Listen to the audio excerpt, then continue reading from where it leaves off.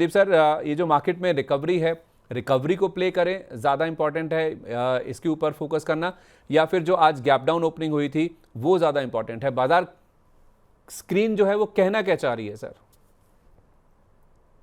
अब देखिए, मुझे लगता है कि जिस तरीके का सिचुएशन संदीप जी ऑलरेडी है, अगर हम निफ्टी देखेंगे 22,930 के लेवल पे चल रहा है।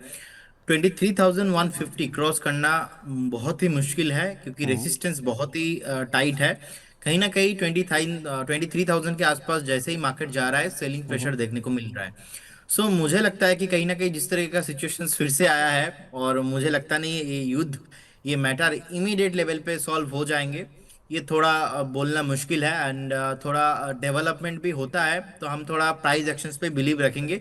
23,150 इसके ऊपर सक्सेसफुली क्लोजिंग के बाद मुझे लगता है कि थोड़ा बहुत शॉर्ट कवरिंग, या तो शॉर्ट टाइम के हिसाब से थोड़ा बहुत सिचुएशंस सही हो सकता है। लेकिन इंडिया विक्स को भी ध्यान में रखना पड़ेगा।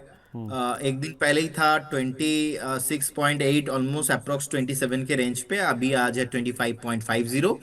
एंड मुझे लगता है कि जब जब तक 21 के नीचे नहीं आ जाता, तो ये जो टेंशन है पूरा कंटिन्यू रहने का मैक्सिमम पॉसिबिलिटीज लग रहा है। हम्म। और मुझे लगता है कि अगेन एक बार आपको, अगर 23,150 क्रॉस नहीं होता, तो एक बार सेलिंग प्रेशर आपको 22,650, 22,500 तक देखने को मिलने का हाई पॉसिबिलिटीज है। ओवरऑल ये बात हमें ध्यान में रखना पड़ेगा कि हम एक डाउन ट्रेंड में ही हैं।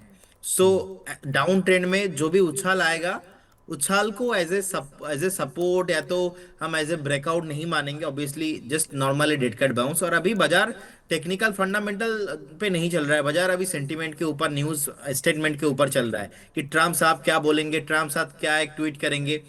अभी जिस तरीके का एग्रेसिव लैंग्वेज वो अपने सोशल मीडिया में यूज कर रहा है, तो मुझे लगता है कि ये अपने आप में दिखाता है कि बंदा कितना फ्रस्ट्रेटेड है अपने आप में। सो मुझे लगता है कि देखिए, जो बैंक निफ्टी का लेवल है, बैंक निफ्टी बेसिकली 52,092 के लेवल पे है। मुझे लगता है कि एक बार बैंक निफ्टी 52, ऑलमोस्ट 630, इसके ऊपर क्लोजिंग होना बहुत इंपॉर्टेंट है। जब तक वो नहीं बैंक निफ्टी हो पाएगा, तब तक बैंक निफ्टी पे भी आपको हायर टाइम फ्रेम में एक बार सेलिंग प्रेशर ही आते हुए दिखाई देंगे। सो निफ्टी, बैंक निफ्टी में क्लियर कट सर व्यू मेरा अभी भी सेल ऑन राइज का ही है, क्योंकि अभी टेंशन खत्म नहीं हो रहा है। लेकिन कहीं ना कहीं मुझे लगता है कि मार्केट अभी देखना पड़ेगा नेक्स्ट 2 दिन में, अगर ज्यादा रिएक्ट नहीं करता है, अगर ट्रम्प का स्टेटमेंट आने के बाद अगर फिर से रिएक्ट नहीं करता है, तो ये बात ध्यान में रखना पड़ेगा कि मार्केट कहीं ना कहीं इसको हल्के में ले लेगा। और कहीं ना कहीं अगर कुछ अनसर्टेन एक्सपेक्टेशन जो हम नहीं कर रहे, अगर ऐसा कुछ नहीं आ जाता है, तो मार्केट कहीं ना कहीं बेस फॉर्मेशन होने का पॉसिबिलिटीज दिखाने का थोड़ा हाई लगता है। लेकिन अभी भी ये बात ध्यान में रखना पड़ेगा कि we are in a down trend, हम डाउन ट्रेंड में ही है। कुछ भी उछाल मिलता है, सेल ऑन राइज का ही मार्केट है, अभी बाय ऑन डिप का मार्केट नहीं है। ठीक जी। है, हर उछाल पर आप निफ्टी और निफ्टी बैंक को बेचें, फिलहाल यही राय निकल रही, मतलब 23,150 और 52,900, जब तक ये दोनों लेवल पार नहीं होते तब तक सेल ऑन राइज ही है। जी बिल्कुल बिल्कुल बिल्कुल। और one more thing Sandeep ji, मुझे लगता है कि कहीं ना कहीं स्टेटमेंट और न्यूज़ के ऊपर थोड़ा देखना पड़ेगा कि अगर कुछ भी हम्म। डेवलपमेट होता है, तो कहीं ना कहीं वो सिचुएशन थोड़ा बहुत हमारे लिए पॉजिटिव हो सकता है। लेकिन अनटिल अनलेस, एक बात तो हमें अभी वेट एंड वॉच का ही सिचुएशन है। जी। ठीक है, मोस्टली तो वेट एंड वॉच ही है कि किस तरह के डेवलपमेंट्स होते हैं और ट्रम्प साहब क्या बोलते हैं, उसी के ऊपर पूरा दारोमदार रहेगा कि मार्केट किस करवट बैठेगा। क्या यहाँ से रिकवरी आएगी या फिर बाजार में और कोहराम मचेगा और ज़्यादा दहशत मचती हुई नज़र आएगी। तो लेवल्स टेक्निकली आपके सामने हैं, लेकिन ट्रम्प साहब क्या कहने वाले हैं वो खुद भी नहीं जानते, तो उनकी ओर से क्या बयान आएंगे वो काफ़ी हद तक ये निर्णायक होंगे इस बात के कि बाजार में अब अगली चाल किस तरह की देखने को मिलेगी। आज रात 8 बजे यूएस टाइम के, और हमारे हिसाब से देखिए इंडियन मार्केट्स के हिसाब से तो कल सुबह 5:30 बजे ये वो डेडलाइन है जिससे पहले कुछ बड़ा होने की यहाँ पर उम्मीद तो है। लेकिन इसमें एक इम्पॉर्टेंट बात यह है कि ट्रम्प साहब ने ये कहा था कि ये डेडलाइन पार होने के कुछ 3 या 4 घंटे के बाद बड़ा हो सकता है। तो हर बातचीत में आप देखिए एम्बिग्यूटी, एक जो अनिश्चितता है ना, वो अपनी हर बातचीत में भी छोड़ते हैं। तो इस लिहाज से दोनों तरह की बातें वो कर रहे हैं, और यही कारण है कि आप देखिए दोनों तरह के जो ट्रेड्स हैं वो भी आपको मार्केट में फिलहाल होते हुए नज़र आ रहे हैं। चलिए सर, मैं दर्शकों के सवालों की ओर बढ़ना चाहूँगा। काफ़ी सारे दर्शक हैं जो आपके साथ जुड़ना चाहते हैं और अपने सवालों के जवाब पाना चाहते हैं। कई सारे ऐसे स्टॉक्स हैं जो कि लोगों की नज़र में है, या फिर एवरेज करने के लिए, नई खरीदारी करने के के लिए। तो ऐसे कुछ सवाल ज़्यादा हमारे पास आ रहे हैं, तो मैं पहले अपने प्राइम मेंबर्स के सवाल आपके सामने रख रहा हूँ। जल्दी से तरीका बता देते हैं आपको कि किस तरह से आप हमारे अपने सवाल हम तक पहुँचा सकते हैं। 9311121874 ये हमारा नंबर है। इस नंबर के ज़रिए आप चाहें तो व्हाट्सएप के ज़रिए आप अपने सवाल हम तक पहुँचा दीजिए, या फिर यूट्यूब का माध्यम तो आपके सामने है ही है, जिसके ज़रिए आप अपने सवाल भेजेंगे तो हमारे जो प्राइम मेंबर्स हैं उनका प्राथमिकता से हम सवाल लेने की पहले कोशिश करेंगे। और अगर आप हमारे प्राइम मेंबर नहीं हैं तो फिर करना क्या है, कोई भी आप हमारा वीडियो अगर आप देख रहे हैं या अभी जुड़े हुए हैं, आपको ज्वाइन बटन दिखेगा, उसको प्रेस करेंगे, 3 विकल्प आपके सामने आएंगे, इनमें से कोई भी विकल्प चुन के पेमेंट करके आप हमारे प्राइम मेंबर बन जाइए और हम आपके सवाल प्राथमिकता से लेंगे। पहला सवाल आयुष अग्रवाल जी का है, कि कह रहे हैं कि मैंने बाटा और रिलैक्सो लिए थे बाउंस बैक के लिए, बाटा 715 पर और रिलैक्सो 305 रुपये के रेट पर, अब क्या व्यू होना चाहिए इन दोनों स्टॉक्स पर? ओके सर, बाटा में तो अभी बाउंस बैक प्ले नहीं करना चाहिए, बिकॉज ऑलरेडी एक डाउन ट्रेंड में है। जहाँ पे इन्वायरमेंट डाउन ट्रेंड में है, नेगेटिविटी इतना है, कहीं ना कहीं बाटा का अगर हम देखेंगे जो 50, 100 and 200 exponential moving average price है, उसके नीचे चल रहा है। एंड रिसेंटली जो सपोर्ट ब्रेक हुआ था वो ऑलमोस्ट ब्रेक हुआ था 1300 से। 1300 के बाद जितना भी प्राइस आप देख रहे हो, 600, 700, 800, 900, ईच एंड एवरी लेवल पे सेल ऑन राइज का ही व्यू है।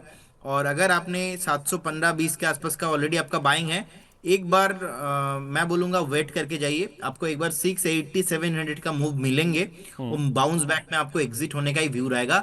ओवरऑल ध्यान रखिए, बाउंस, छोटा छोटा बाउंस, डाउन ट्रेंड में छोटा छोटा बाउंस में गलती मत कीजिए बाई करने का। और जब भी आप इन्वेस्टमेंट करते हो तो एटलीस्ट एक बार टेक्निकल चार्ट समझ में नहीं भी आता तो एक बार ओवरऑल देख लीजिए, तो मुझे लगता है कि कहीं ना कहीं वो थोड़ा बहुत आपको समझ में आ जाएंगे। पूरा नेगेटिव चार्ट है बाटा का। रिलैक्सो, राइट? हाँ जी। ओके, रिलैक्सो फुट इसमें भी 275 के रेंज पे है। मुझे लगता है कि एक बहुत बड़ा डाउन ट्रेंड में अभी भी है। मुझे लगता नहीं कि यहाँ पे कुछ भी पॉसिबिलिटीज है। एक बार अगर किसी के पास भी है 237 का एक फाइनल स्टॉप लॉस मेंटेन कीजिए, बने रहिए। कुछ भी उछाल अगर आपको 305 एंड 10 तक मिलता है, उछाल में एग्जिट होने का व्यू रहेगा। दोनों स्टॉक्स में किसी को फ्रेश बाई या तो एवरेज नहीं करना है, ऑलरेडी एग्जिस्टिंग पोजीशन जिनका फंसा हुआ है उछाल में बेचने का व्यू बनाइए यहाँ पे। ठीक है, ओके, परफेक्ट है। अच्छा, इसके अलावा ना सर, आप एक शिवा सीमेंट देखिए और आईईएक्स को भी देखिए। ये भी आयुष जी का ही सवाल है, कह रहे हैं कि शिवा सीमेंट मेरे पास 37 रुपीज़ के रखे हुए हैं और 170 रुपये पर आईईएक्स की बाइंग है इनकी। ये पूछ रहे हैं कि अगर मेरा 1 साल का नज़रिया है, क्या मैं दोनों में एवरेजिंग कर सकता हूँ? बिल्कुल नहीं, दोनों में ही नहीं करना है। मैं पहले तो माफी चाहूंगा, सीवा सीमेंट मैं ट्रैक नहीं करता, ठीक है। हमारे कवरेज में ही नहीं है। एंड सेकेंड, आईएक्स में 170 के ऊपर जब तक नहीं जाएगा, ये स्टॉक का जो ट्रेंड है वो नेगेटिव ही रहने वाला है। एंड वीकनेस इसके अंदर कहीं ना कहीं वो मैच्योर बायर नहीं आएंगे। जब तक मैच्योर बायर नहीं आ जाता तब तक अब एवरेज करेंगे या तो बाय करेंगे, ये कहीं ना कहीं एक बहुत बड़ा मिस्टेक हो सकता है। तो इसीलिए अवॉइड करने का ही सलाह रहेगा। ऑलरेडी अगर आप फंसे हुए हो तो थोड़ा बहुत देख के उछाल में एग्जिट होने का व्यू बनाएंगे। इसमें कुछ भी हमारा व्यू चेंज होगा 170 एंड अबव, उससे पहले नहीं। ठीक है, ओके। तो 170 जो आपका प्राइस है उसके ऊपर जब तक ये नहीं जाता तब तक इसमें व्यू चेंज नहीं होगा, तो इस चीज़ को आप ज़रूर ध्यान में रखिए। साईं प्रवीण जी ने सुपर चैट के जरिए अपना सवाल हमें भेजा है, कह रहे हैं कि सर अगर लॉन्ग टर्म का नज़रिया है तो क्या हेक्सावेयर टेक्नोलॉजीज़ को पोर्टफोलियो में शामिल किया जा सकता है? देखिए, हेक्सावर्ड टेक्नोलॉजी को जब भी आप पोर्टफोलियो में ऐड करेंगे, so you have to very clear about that कि एक स्मॉल कैप बेसिकली काउंटर है, और जिस तरीके से गिरा है चार्ट में अभी भी कोई प्रोमिनेंट सपोर्ट के ऊपर सस्टेन नहीं हो पा रहा है। तो ये भी बात आपको ध्यान में रखना पड़ेगा। जब आईपीओ आया था, आईपीओ होने के बाद कभी भी स्टॉक ने अच्छा खासा अप ट्रेंड या तो अपना 20, 50 and 100 exponential moving average price है इसके ऊपर सस्टेन नहीं किया है। अभी भी टेक्निकली में मैं देख रहा हूँ कि इसका सुपर ट्रेंड नेगेटिव है, इसका मैकडी जो मूविंग एवरेज कन्वर्जन डाइवर्जेंस है वो भी नेगेटिव है, एंड आरएसआई वो भी कहीं ना कहीं इसमें स्ट्रेंथ नहीं है। सो ड्यू टू टेक्निकली ये सपोर्ट नहीं कर रहा है, और जिस तरीके से आईटी गिरा है, हो सकता है कि एक बार रिकवरी में ये आपको 550, 600 तक आ जाए, लेकिन कहीं ना कहीं वो मैच्योर बायर इसके अंदर अभी नहीं है, तो इसीलिए फ्रेश बाय करने का सलाह नहीं रहेगा। अगर आपको रहना है तो मैं बोलूंगा आप विप्रो ले लीजिए, आप टीसीएस देख लीजिए, आप आईटी बीज देख लीजिए, आप इंफोसिस देख लीजिए, लेकिन हेक्सावेयर टेक्नोलॉजी को एक बार आप इग्नोर कीजिए, क्योंकि मुझे अभी कैश सेगमेंट पे ऐसे स्मॉल कैप मिड कैप में इन्वेस्टमेंट भी नहीं करना। This is not a right time for invest. आप थोड़ा पेशेंस के साथ बने रहिए, या तो अच्छे एक category good quality blue chip stock के साथ जाइए जी। ए कैटेगरी के ब्लू चिप बढ़िया स्टॉक्स पे, फंडामेंटली अच्छे स्टॉक्स पे फोकस कीजिए बजाय मिड कैप या फिर स्मॉल कैप स्टॉक्स के। तो हेक्सावेयर की बजाय अगर आप TCS ITBs पर फोकस करें वो शायद आपके लिए ज़्यादा बेटर होगा।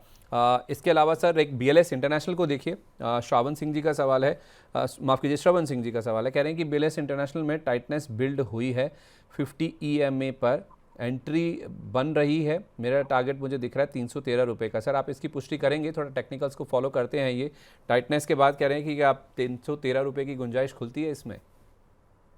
देखिए, इसमें ओवरऑल देखा जाए तो डेली चार्ट में कहीं ना कहीं एक स्ट्रेंथ आया है। कहीं ना कहीं डेली चार्ट में इसका जो MACD है वो भी पॉजिटिव है। लेकिन एक चीज ध्यान में रखना पड़ेगा आपको कि अभी भी वीकली चार्ट में इसमें प्रॉपर कंफर्मेशन नहीं आया है। कहीं ना कहीं वो कंफर्मेशन थोड़ा दूरी आपको आते हुए दिखाई देंगे। वीकली चार्ट में जस्ट रिसेंट आपको मैकडी पॉजिटिव हुआ है यहाँ पे। मुझे लगता है कि ये मूव आपको एक बार 294 तक आते हुए दिखाई देंगे, क्योंकि 200 जो एक्सप्लोनेशन मूविंग वीकली का प्राइस है वो 294 296 के लेवल पे है। मुझे लगता है कि वहां तक आपको एक बाउंस मिलने का हाई पॉसिबिलिटीज है। 294.5 के ऊपर अगर वीकली फ्राइडे वाला क्लोजिंग मुझे चाहिए, अगर फ्राइडे वाला क्लोजिंग मिल जाता है एक बार, तो फिर एक बार आपको 330 340 तक मूव आपको आते हुए दिखाई देंगे। लेकिन बहुत ही दिक्कत होगा, बहुत मुश्किल है। जैसे ही 290 से 294.5 तक आपको आते हुए दिखाई देंगे, उसमें आपको सेलिंग प्रेशर भी आते हुए दिखाई देंगे। तो इस बात को ध्यान में रखते हुए, क्योंकि ज्यादा इसमें ओनली 20-25 रुपए का अपसाइड में देख पा रहा हूँ करेंट जोन से, तो ज्यादा प्रेफर रहेगा 300 के ऊपर का क्लोजिंग, उसके बाद 340 का टारगेट। तो उसमें एटलीस्ट मुझे 35-40 पॉइंट मिलेंगे, लेकिन अभी मुझे 20 पॉइंट ही फ्रेश मैं देख पा रहा हूँ। तो इसीलिए एक बार मैं इग्नोर करना चाहूंगा करेंट जोन से। ठीक है, तो फ्रेश बाइंग के लिए थोड़ा रुक जाइए, वो आपके लिए ज़्यादा बेटर है। 300 पार होने दीजिए, फिर 340 तक की जगह खुल जाएगी। विजय मकवाना जी कह रहे हैं सर 2 स्टॉक्स हैं इनके पास, एक तो E2E नेटवर्क्स जिस पे पहले भी हमारी बात हुई है, ऑलमोस्ट 2600 के आसपास की खरीद है 2598, और GMDC इन्होंने सर 593 पर लिया हुआ है। ये नहीं बताया कि कितने टाइम के लिए इन्वेस्ट किया है ये इन्होंने, शॉर्ट टर्म, मीडियम टर्म या फिर लॉन्ग टर्म के लिए। पूछ रहे हैं कि इनमें क्या करना चाहिए। 2598 E2E, 593 GMDC। जी देखिए, E2E नेटवर्क हमने रिकमेंड भी किया था और हमारा टारगेट आया था, और लगातार हमने देखा कि जब डेटा सेंटर वाला थीम चल रहा था तो कहीं ना कहीं E2E नेटवर्क एक एक दिन में 10-10 20-20% भी चला था। प्रॉफिट बुकिंग हुआ और नीचे आया स्टॉक। कहीं ना कहीं मैं देख पा रहा हूँ चार्ट में 4 टाइम बॉटम का एक सपोर्ट, बहुत ही तगड़ा वाला सपोर्ट यहाँ पे है। ऑलमोस्ट 1950 2000 के आसपास एक प्रोमिनेंट सपोर्ट जोन है। आई डोंट थिंक इसके नीचे जाएंगे। अब रिसेंटली जिस तरीके से स्टॉक ने नीचे नहीं आया और कहीं ना कहीं 2063 एंड 2100 के आसपास का जो प्राइस मूवमेंटम स्टार्ट हुआ है, एक बेस फॉर्मेशन हुआ है, मुझे लगता है कि सपोर्ट बहुत ही अच्छा लिया है, बिल्कुल बने रहना चाहिए। अभी भी यहाँ पे एक्सपोनेंशियल जो 200 मूविंग एवरेज प्राइस है इसके नीचे ट्रेड हो रहा है। मुझे लगता है कि इसके ऊपर सस्टेन करना बहुत इंपॉर्टेंट रहेगा। अगर आपके पास है या तो नहीं भी है, हम करेंट जोन से ही एक बार बाय करके जा सकते हैं। लेकिन इस केस में मुझे 2050 का एक स्ट्रिक्टली स्टॉप लॉस मेंटेन करना चाहिए, एंड बिल्कुल बने रहिए। अगेन मुझे लगता है कि एक बार 2850 एंड 3000 तक स्टॉक में पोटेंशियल है। और क्योंकि अभी मार्केट में इन्वायरमेंट अच्छा नहीं है, जैसे ही थोड़ा इन्वायरमेंट सही होगा और ये जो डेटा सेंटर वाला थीम मार्केट में फिर से चलेगा, तो ये स्टॉक आपको 2-1 दिन में ही मूव अच्छा खासा आते हुए दिखाई देंगे। So for the mid to long term perspective मुझे बहुत ही अच्छा लगता है। और रेयर अर्थ को लेके जो न्यूज वगैरह चल रहे थे, कहीं ना कहीं डिमांड बहुत ज्यादा है, तो मुझे लगता है कि GMDC का डिमांड कहीं ना कहीं कमिंग फ्यूचर में इंक्रीज होने वाला है। रिसेंटली ऑलमोस्ट एक ट्रिपल टॉप फॉर्मेशन बनाया, उसके बाद एक कंसोलिडेशन रेंज के अंदर फंसा हुआ है वीकली एंड डेली चार्ट में ही। ऐसा नहीं कि डाउन ट्रेंड है। जो अप ट्रेंड होता है, अप ट्रेंड के बाद या तो डाउन ट्रेंड आता है या तो कंसोलिडेशन आता है। कंसोलिडेशन का आप मान लीजिए संकेत वही है कि कंसोलिडेशन के बाद का जो ब्रेकआउट होगा ना, वो बहुत तगड़ा वाला होता है।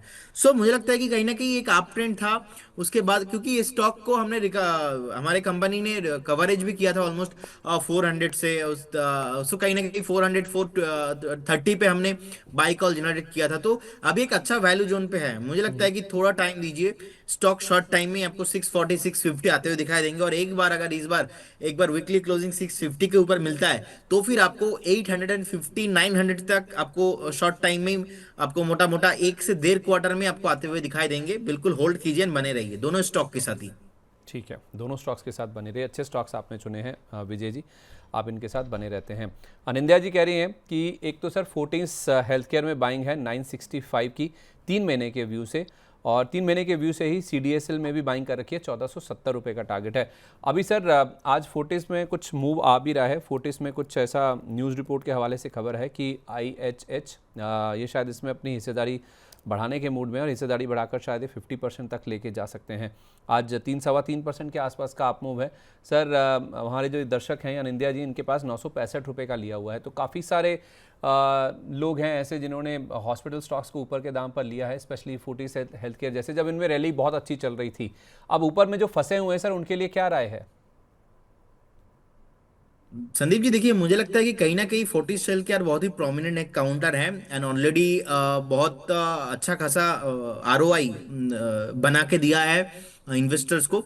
लेकिन शॉर्ट टाइम में इतना चलने के बाद एक रिट्रेसमेंट चाहिए था, वो रिट्रेसमेंट भी अभी कंप्लीट होता हुआ मैं देख पा रहा हूँ। कहीं ना कहीं टॉप से अभी भी देखेंगे 20% के आसपास अभी नीचे भी है, एक वैल्यू जोन पे है, बिल्कुल बने रहना चाहिए अगर किसी के पास है तो। हम देखेंगे ऑलमोस्ट 60,000 करोड़ के ऊपर मार्केट कैप भी है और बहुत ही बढ़िया फंडामेंटली मुझे लगता है कि ये काउंटर है। 835 के आसपास का प्राइस चल रहा है इजीली। अगेन मुझे लगता है कि घूम फिर के स्टॉक आपको 1100 एंड अबव आपको आते हुए दिखाई देंगे, मतलब ऑल टाइम हाई के लिए। अभी अगर आप बाय कर रहे हो 2-4-5% के लिए नहीं, at least again all time high on the way, मुझे लगता है कि बिल्कुल पॉसिबिलिटीज है इसमें। तो उसके लिए आप बिल्कुल पर्टिकुलर स्टॉक को आप बाय करके जाइए। सेकेंड स्टॉक सर आपने बताया था CDSL। हाँ जी, अभी चौदह सौ रिसेंटली सत्तर हमने देखा कैपिटल मार्केट जो थीम है, वो थीम कहीं ना कहीं एक पॉज हुआ है। जो एक अप ट्रेंड चल रहा था एंटायर सेगमेंट पे, कहीं ना कहीं एक जो अप ट्रेंड था उसमें हमने प्रॉफिट बुकिंग आता हुआ देखा। अभी कंसोलिडेशन रेंज के अंदर फंसा हुआ है। मुझे लगता है कि कहीं ना कहीं 1100-1200 का जो जोन है बहुत ही वैल्यू जोन है। कहीं ना कहीं यहाँ पे एक वैल्यू इन्वेस्टिंग किया जा सकता है। CDSL वर्सेस अगर NSDL करेंगे, NSDL मेरा कभी भी पसंद नहीं था क्योंकि ना चार्ट में ना उतना फंडामेंटल। बेटर है CDSL और मुझे लगता है कि थीम लॉन्ग टर्म थीम है, डेफिनेटली चलेंगे। अगेन आपको 1550-1600 का लेवल आते हुए दिखाई देंगे, बट अभी नहीं चलेंगे। You have to wait and keep patience के साथ आपको बने रहना चाहिए। 1240 जब तक इसके ऊपर क्लोजिंग नहीं हो जाता वीकली बेसिस पे, तब तक ये स्टॉक चलेगा नहीं, लेकिन सपोर्ट के आसपास है। और रिसेंटली वन मोर थिंग, 200 जो exponential weekly moving average price है, इसके नीचे नहीं आया है। स्टॉक अभी इसलिए नहीं चल रहा है क्योंकि इसका जो वीकली मैकडी है वो नेगेटिव है। अगर हम डेली देखेंगे, डेली में पॉजिटिव हो गया है लास्ट 4 से 5 ट्रेडिंग सेशन में, लेकिन वीकली में अभी भी नेगेटिव है। तो इसलिए थोड़ा वेट कीजिए, लेकिन डेफिनेटली आप पर्टिकुलर ये स्टॉक के साथ बने रहिए।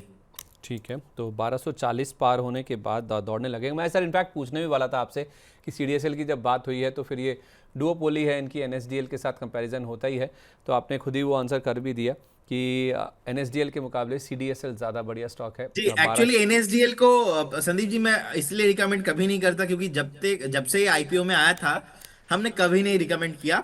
और लोगों ने बहुत कमेंट किया था, अरे सर इतना ऊपर जा रहा है, आप क्यों नहीं सजेस्ट कर रहे हो। तो कुछ चीजें ऐसा होता है जिंदगी में जो बाद में समझ में आता है। तो आई थिंक उन लोगों को अभी समझ में आ रहा है कि मैंने क्यों मना किया था। एक तरफा 2-4 दिन में इतना चला, उसके बाद एक पूरा डाउन ट्रेंड आ गया। सो कहीं ना कहीं अभी तो बेस लेवल के नीचे ही आ गया है। तो जब तक ये घूम फिर के एटलीस्ट 1050 के ऊपर सस्टेन नहीं होगा, तो मुझे नहीं लगता तब तक यहाँ पे कुछ भी ज्यादा पॉसिबिलिटीज हो पाएगा। लेकिन वैल्यू इन्वेस्टिंग यहाँ पे नहीं करेंगे क्योंकि there are lot of misconceptions in this market. हमने टाटा टेक को देख लिया, हमने HDB फाइनेंस को देख लिया। There are so many stock, ऐसे हजारों स्टॉक है। एग्जाम्पल है कि IPO आने के बाद एक तरफा बूम, उसके बाद जो कंसोलिडेशन रेंज में फंस गया है ना एक बार, तो वो चलता नहीं है। तो कहीं ना कहीं उसको ध्यान में रखते हुए हिस्ट्री रिपीट इटसेल्फ, इसीलिए अभी ना हम इसको नहीं खरीदेंगे। थोड़ा महंगा खरीदेंगे, बाद में खरीदेंगे। 6 महीना 8 महीना बाद सोच कर समझ कर इन्वेस्ट इन्वेस्ट कर, जो गवर्नमेंट का स्लोगन है वही हम फॉलो करेंगे, लेकिन अभी तो बिल्कुल नहीं करेंगे। ठीक है, ओके, सोचकर समझकर इन्वेस्ट कर, ये NSE का लोगो है सर, इनफैक्ट NSE का जी, इनिशिएटिव है ये, तो आप भी NSE का स्लोगन है। हाँ उसी को आप फॉलो कीजिए। अच्छा, KRN हीट एक्सचेंजर सर, ये भी आपने रिकमेंड किया था, इसके टारगेट भी हिट हुए थे आपके। 852 रुपये पर सुखमीत सिंह जी कह रहे हैं कि मैंने लिए हुए हैं 50 शेयर, इसमें क्या करना चाहिए सर? थोड़ा बहुत मुनाफा हो रहा है ऐसे बाजार में भी इनको? नहीं, मुझे लगता है कि अगर आपने बाय किया, सो देखिए अगर शॉर्ट टर्म में तो ये नहीं चलेगा क्योंकि ये थर्मल मैनेजमेंट सेंटर में काम करता है। जो हम डेटा सेंटर का बात बोल रहे थे, कंपनी को ऑलरेडी हमारे डिस्क्लेमर है, ऑलरेडी हमने इसको कवरेज भी किया है, तो मीडिया पे भी बोला है, क्लाइंटों के को भी दिया है। तो क्लाइंटों के पास पोर्टफोलियो में हो सकता है, हमारे पास नहीं है, नो कॉन्फ्लिक्ट ऑफ इंटरेस्ट। लेकिन कंपनी जो थर्मल मैनेजमेंट है बेसिकली डेटा सेंटर में, देखिए डेटा सेंटर अगर थीम चलेगा इन फ्यूचर। डेटा सेंटर में जो केबल्स वगैरह रहते हैं तो हॉट टेम्परेचर बहुत होता है, तो हॉट टेम्परेचर को कूलिंग करने के लिए जो सिस्टम है तो केआरएन हीट एक्सचेंज का काम है। तो ओके। सिंपल, मुझे लगता नहीं कि ये कंपनी आपको डिसअपॉइंटेड करेंगे आगे जाके। एंड कहीं ना कहीं थोड़ा बहुत मैं देख रहा हूँ 915 एंड 914 के आसपास थोड़ा बहुत हायर टाइम फ्रेम में अरेस्ट हो रहा है, लेकिन सपोर्ट बहुत तगड़ा है। और इसका जो बोलता है ना कि बैकबोन, तो इसका बैकबोन मुझे लगता है कि डेटा सेंटर वाला थीम ये चलेगा। अभी सिचुएशन अच्छा नहीं है, लेकिन अभी देखिए ऐसा नहीं कि कंपनी खराब है तो नीचे आ गया।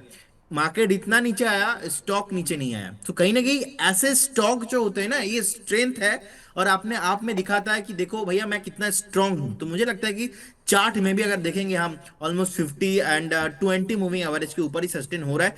बिल्कुल आपको बने रहना चाहिए, कोई प्रॉब्लम नहीं है। अगेन मुझे लगता है कि आपको 1250 1300 तक स्टॉक आते हुए दिखाई देंगे। होल्ड कीजिए और बने रहिए स्टॉक के साथ। ठीक है, होल्ड कीजिए, बने रहिए। 1250 1300 तक भी स्टॉक आपको जाता हुआ नज़र आ सकता है। पिंटू कुमार जी कह रहे हैं सर, आईएफसीआई की बाइंग है मेरी 64 रुपीज़ की और एमआरपीएल मैंने 186 के रेट पर ले रखे हैं, इसका टारगेट क्या होगा और क्या इसमें एवरेज भी किया जा सकता है?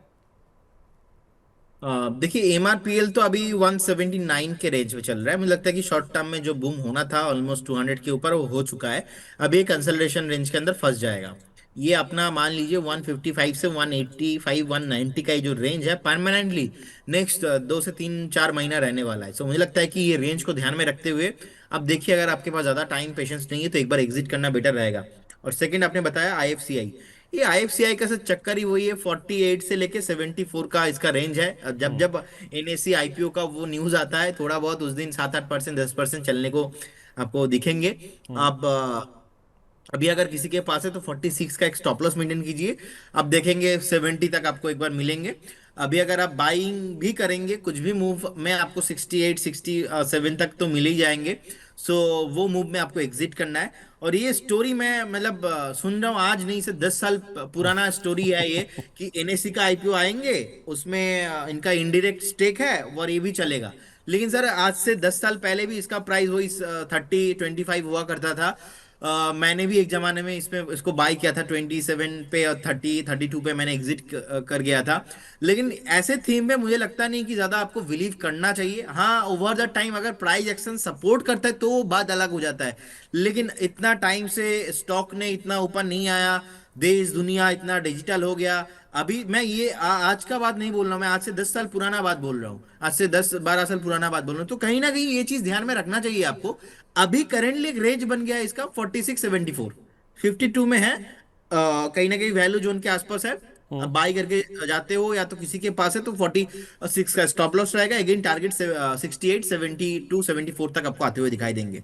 मैं जी इनफैक्ट आपसे वही पूछना चाह रहा था कि अगर अपनी ट्रेडिंग रेंज के लोअर एंड पे है तो क्या फिर या उसके आसपास है तो क्या खरीदा जा सकता है? जी आपने जी उसका जवाब बिल्कुल। दे तो ही दिया। हाँ बिल्कुल, हाँ, 46 का स्टॉप लॉस है, ऊपर में 70 72 के टारगेट। जी जी जी बिल्कुल सर। कहीं ना कहीं अगर हम बाई करेंगे तो 46 का स्टॉप लॉस, क्योंकि यहाँ पे रिस्क रिवॉर्ड रेशियो थोड़ा फेवरेबल अच्छा हो जाता है, तो 46 का स्टॉप लॉस एक मेंटेन करके हम करेंट जोन से भी एक बार बाई करके जा सकते हैं। बेटर होगा करेंट जोन पे 50% और थोड़ा और 10% नीचे और थोड़ा 50%, ऐसे स्टैगर मैनर पे 2 times plan A plan B करके बाई कीजिए। अगेन एक बार प्रॉफिट बुक करेंगे 68 70 पे, ऐसे रेंज पे प्रॉफिट बुकिंग करके जा सकते हैं। ऑब्वियसली एनएससी आईपीओ आने से पहले पहले एक बार फिर से बूम आपको यहाँ पे आते हुए दिखाई देंगे। हाँ, वही मैं कह रहा था कि आईपीओ आना है, थोड़ा समय लग सकता है, जैसे बोला भी गया था कि अप्रूवल्स आने के बाद भी 7 8 महीने का समय लगेगा, आशीष कुमार चौहान जी ने कहा था। और वो शायद सितंबर अक्टूबर तक वो टाइमलाइन खिंच सकती है। और अब ये जंग का माहौल बन गया तो हो सकता है थोड़ा और भी आगे एक्सटेंड होता हुआ देखिए। लेकिन हाँ, आईपीओ आना है, थोड़ा टाइम लगेगा, लेकिन लोअर एंड पे है अपनी ट्रेडिंग रेंज की उसके आसपास, तो आप 46 रुपये के स्टॉप लॉस के साथ 68 70 रुपये के टारगेट के लिए इसमें ज़रूर खरीदारी करके चल सकते हैं। एक दो फेसबुक के सवाल भी ले रहा हूँ सर। आशीष बगदई जी कह रहे हैं अभी पॉलीकैब ले सकते हैं क्या?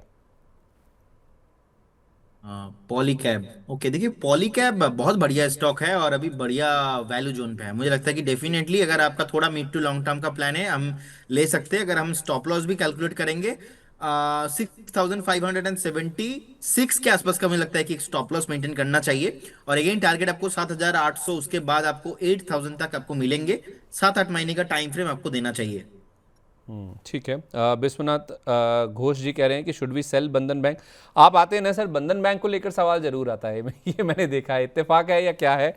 ये पूछ भी कोई मुझे लग रहा है कि कोलकाता से ही रहे हैं विश्वनाथ घोष जी, कोई पश्चिम बंगाल से ही है। अब देखिए, विश्वनाथ घोष जी है, चेयरमैन का भी नाम है चंद्रशेखर घोष, अब पता है कि उनके फैमिली से ही कोई है। तो सो देखिए, मुझे लगता है कि कहीं ना कहीं ओवर द लॉन्ग टाइम में ज्यादा पैसा बना के नहीं दिया है। चार्ट देखिए, कुछ भी बाउंस मिलता है तो एग्जिट होने का व्यू बनाइए। प्रैक्टिकली देखा जाए तो इतना ज्यादा बैंक निफ्टी चला है, देखिए लास्ट 5 साल में, 7 साल में, लेकिन बंधन बैंक पे कुछ मूव नहीं आया है। कहीं ना कहीं इनका जो नॉन परफॉर्मिंग एसेट है बहुत हाई है। सो इसीलिए मैं बात करूंगा फंडामेंटल एंड टेक्निकल के आधार पे ही। एंड टेक्निकली सपोर्ट एंड नहीं ले रहा है कहीं ना कहीं। अभी रिसेंट एक सपोर्ट था 130। आप अभी अगर होल्ड कर रहे हो और किसी का भी बाइंग है तो आपको 130 का एक स्टॉप लॉस मेंटेन करना चाहिए। एक उछाल में आपको 180 185 तक मिलेंगे, वहां पे आपको एग्जिट करने का व्यू रहेगा। लेकिन उससे ज्यादा एक्सपेक्टेशन अभी तो नहीं, फिलहाल नहीं करना चाहिए बंधन बैंक पे। ओके। ब्लू स्टार में क्या किया जाए सर? नुनवान राय जी पूछ रहे हैं 1855 की मेरी बाइंग है ब्लू स्टार में, इसमें क्या किया जाए?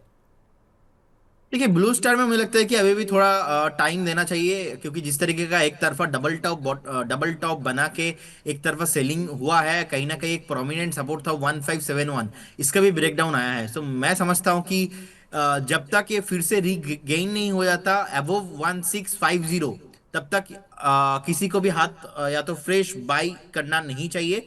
एग्जिस्टिंग इन्वेस्टर्स के लिए बिल्कुल बने रहिए। 1320 का रहेगा आपका स्टॉप लॉस, लेकिन आई डोंट थिंक 1320 आपको आते हुए दिखाई देंगे। बहुत ही दूर लंबा हो जाएगा, लेकिन उससे पहले कुछ भी सपोर्ट नहीं है, क्योंकि जो रिसेंट सपोर्ट था वो ब्रेक हो चुका है और 200 वीकली मूविंग एवरेज प्राइस का सपोर्ट ही है 1318। तो मैं 1318 से लेके 1320 पे एग्जिस्टिंग इन्वेस्टर्स के लिए होल्ड करने का सलाह दूंगा। फ्रेश बाय के लिए 1650, 1650 एंड अबव का एक क्लोजिंग चाहिए। उस टाइम पे क्या होगा, और ऐसा राय हम क्यों देते हैं, क्योंकि ये अभी वन, क्योंकि सर बहुत सारा क्वेरी भी मेरे पास आ गया था लास्ट वीक। एंड लोग बोल रहे थे कि सर अभी तो 1538 है। सो 1538 है, और अभी तो फिर हम बाय क्यों नहीं करेंगे, 1650 के ऊपर ही क्यों बाय करना है? क्योंकि अभी ये जो यहाँ पे बायर्स है ना, यहाँ पे वैल्यू इन्वेस्टिंग किया जा सकता है। लेकिन वैल्यू इन्वेस्टिंग आप करेंगे और आपके अंदर अगर पेशेंस नहीं है, तब जाके मुश्किल है। लेकिन जब 1650 के ऊपर सस्टेन हो जाएगा और क्लोजिंग आता है अगर एक बार फ्राइडे वाला, तो फिर इजीली फिर से आपको 1950 2000 तक आते हुए दिखाई देंगे। और हम क्या है ना, इस जमाने में लोगों के पास पेशेंस थोड़ा कम रहता है। तो इसीलिए यहाँ से 100 पॉइंट ऊपर खरीदेंगे, थोड़ा महंगा खरीदेंगे, लेकिन उस टाइम में मुझे 400 पॉइंट मिलेंगे एक तरफा। तब मुझे ज्यादा वेट करना नहीं पड़ेगा। अब जिस तरीके का सिचुएशन अभी है, हो सकता है कि 2 महीना अभी भी ऐसा ही सिचुएशन चले। तो इसीलिए अबव 1650 के ऊपर ही मुझे खरीदना है जी।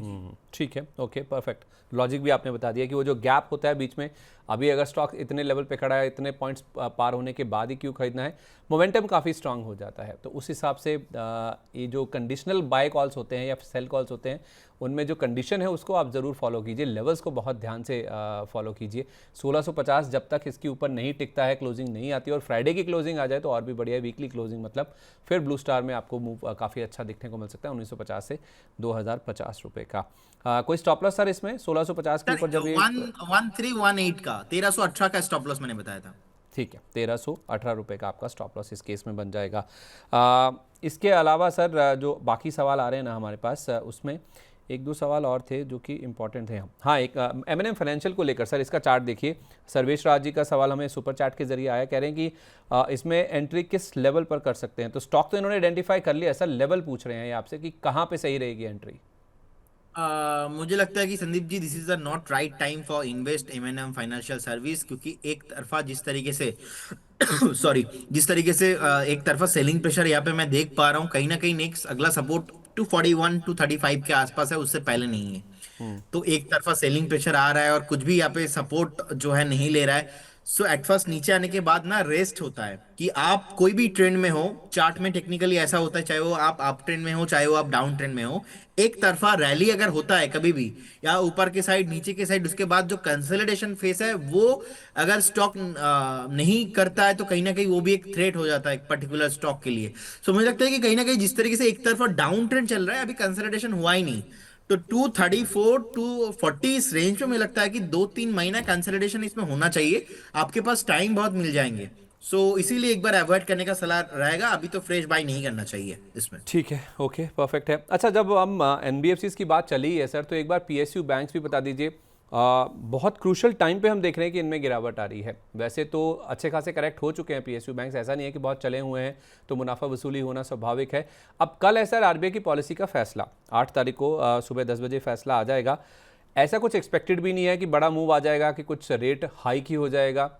एक्सपेक्टेशन है कि ठीक है, इन्फ्लेशन काफ़ी ज़्यादा है जो दिख नहीं रही है, क्योंकि पेट्रोल डीजल के प्राइसेस अभी पास ऑन नहीं किए गए हैं, तो दिक्कत है। लेकिन इस बार ही कुछ ऐसा हो जाएगा, या फिर ऐसा क्या डर है कि गवर्नर साहब क्या बोल देंगे कि पीएसयू बैंक्स भी काफ़ी करेक्ट हो रहे हैं, चाहे बैंक ऑफ इंडिया देखिए, यूनियन बैंक देखिए, कई सारे बैंकों पे हम देख रहे हैं कि आज प्रेशर है, और पीएसयू बैंक इंडेक्स ही सबसे ज़्यादा प्रेशर बना रहा है बाजार पे आज।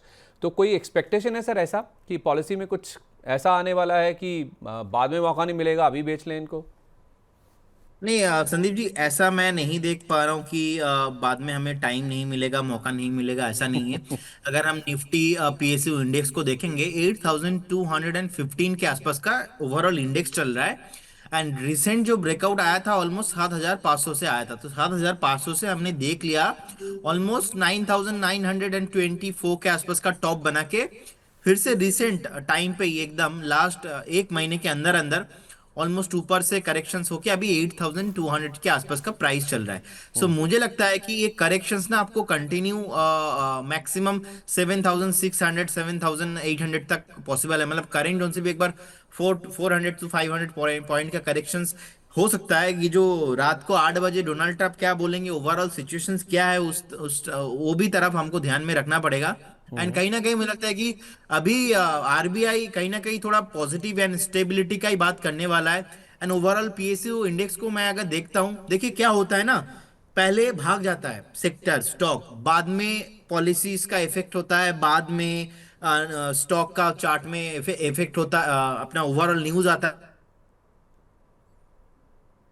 लेकिन चार्ट एंड प्राइस एक्शंस पहले हो जाता है। तो मुझे लगता है कि कहीं ना कहीं जिस तरीके का सिचुएशन अभी है, अगर हम इंडियन बैंक देखेंगे 899 के आसपास का प्राइस है। रिसेंट इंडियन बैंक का हाई था ऑलमोस्ट 1000 के आसपास, तो वहां से देखेंगे 200 पॉइंट नीचे आपको मिल रहा है। State bank of India recent top था ऑलमोस्ट 1230 के आसपास, वहां से 1020-25 के आसपास का अभी मिल रहा है। तो अच्छा खासा correction state bank of India में हुआ है। तो अगर टॉप से देखेंगे, अच्छा खासा करेक्शन एक बार हो चुका है। कैनरा बैंक रिसेंट टॉप बना के आया था 161 के रेंज पे, अभी 130 के रेंज पे चल रहा है, ऊपर से 30 पॉइंट नीचे। बैंक ऑफ महाराष्ट्र अगर हम देखेंगे ऑलमोस्ट 66 के लेवल पे अभी चल रहा है। तो कहीं ना कहीं अगर हम देखेंगे, मुझे लगता है कि ऑलरेडी एक डिस्काउंट पे मिल रहा है। एंड व्यू अगर आपका थोड़ा शॉर्ट टाइम है, 3-6 महीना, तो ये पॉसिबल नहीं है कि आपको ऊपर तुरंत आते हुए दिखाई देंगे। क्यों? बिकॉज ऑफ एक तरफा रैली इसमें हो चुका है। जब भी कोई भी सेक्टर हो, कोई भी स्टॉक हो, रूल एक ही है, एक तरफा रैली के बाद या तो डाउन ट्रेंड होगा या तो कंसोलिडेशन में जाएंगे। अब एक तरफा रैली के बाद हमने डाउन ट्रेंड देखा है, इसको डाउन ट्रेंड भी नहीं बोलेंगे, जस्ट हेल्दी करेक्शंस। 200 पॉइंट का, 250 पॉइंट का एक हेल्दी करेक्शंस हुआ है। अब यहाँ पे आपको स्टैगर मैनर पे ना बाय करने का टाइम है। यहाँ पे कोई स्विंग ट्रेड 10-15 दिन का ट्रेडिंग वो भी नहीं होगा यहाँ पे अगर आप वैल्यू इन्वेस्टर हो तो डिस्काउंट पे मिल रहा है। कहीं ना कहीं उन सारे इन्वेस्टर्स के लिए है जिन्होंने लास्ट 6-8 महीने से पैसा बचा के रखा है, उन सारे लोगों के लिए नहीं है जो कल ट्रेड करेंगे। तो ये बात है, आप ध्यान में रखिए। अब मान लीजिए आपने स्टेट बैंक ऑफ इंडिया, मेरे हिसाब से तो बहुत अट्रैक्टिव वैल्यूएशन है, क्योंकि इससे पहले अट्रैक्टिव अट्रैक्टिव जो वैल्यूएशन था वो 850-800 के आसपास था। लेकिन लास्ट क्वार्टर में जो रिजल्ट आया ना, highest state bank of India का प्रॉफिटेबिलिटी हुआ, एंड एनपी ऑल टाइम लो में था लास्ट 5 साल का। तो ये भी ध्यान में आपको रखना पड़ेगा। कहीं ना कहीं ये वार के वजह से मार्केट खराब हुआ है, मार्केट नीचे आया है। रिसेंटली टॉप था, ऊपर से हल्का हुआ है। अगर किसी को 1200 में पसंद आ रहा था state bank of India, why not 1000 में क्यों पसंद नहीं आ रहा है? बैंक तो सेम ही है। तो कहीं ना कहीं वैल्यूएशन जो हल्का हुआ है, बहुत अट्रैक्टिव वैल्यूएशन है। थोड़ा mid to long term view लेके चलना चाहिए। स्टैगर मैनर पे 1-2 बार आपको प्लान करके व्यू करके एवरेज या तो बाइंग करने का अपॉर्चुनिटी आपको डेफिनेटली एक बार सोचना चाहिए, देखना चाहिए जी।